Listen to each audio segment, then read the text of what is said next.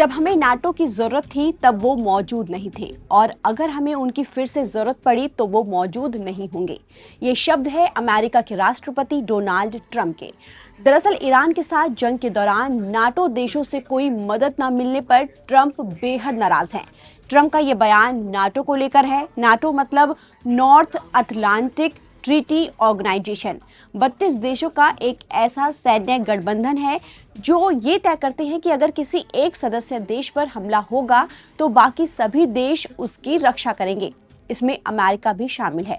और अब ईरान के साथ युद्ध विराम समझौते के बाद नाटो सहयोगी देशों को धमकाया है ट्रंप ने।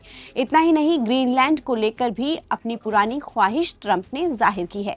दरअसल ईरान जंग के दौरान नाटो देशों की भूमिका पर नाराजगी जाहिर करते हुए ट्रंप ने सोशल मीडिया ट्रूथ पर एक पोस्ट शेयर किया जिसमें उन्होंने कहा कि जब हमें नाटो की जरूरत थी तब वो मौजूद नहीं थे और अगर हमें उनकी फिर से जरूरत पड़ी तो वो मौजूद नहीं होंगे।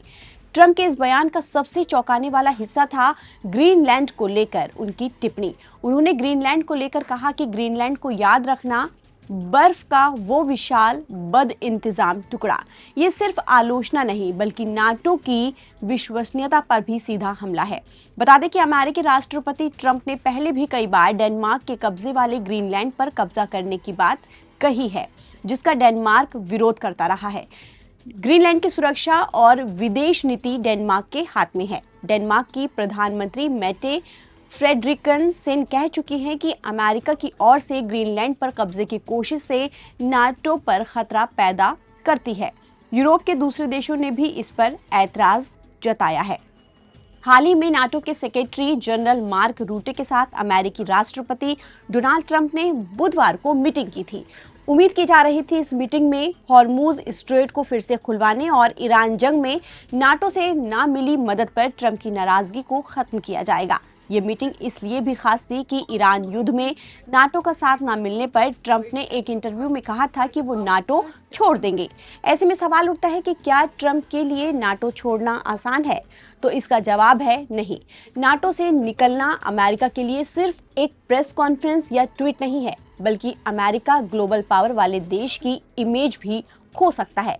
साल 2023-24 में अमेरिकी कांग्रेस ने national defence authorisation act section 1250 A pass किया था। इस पर अमेरिका के पूर्व राष्ट्रपति जो बाइडेन ने साइन किया था। इसमें लिखा गया कि अमेरिका राष्ट्रपति नाटो से सस्पेंड, टर्मिनेट, डिनाउंस या निकल नहीं सकता।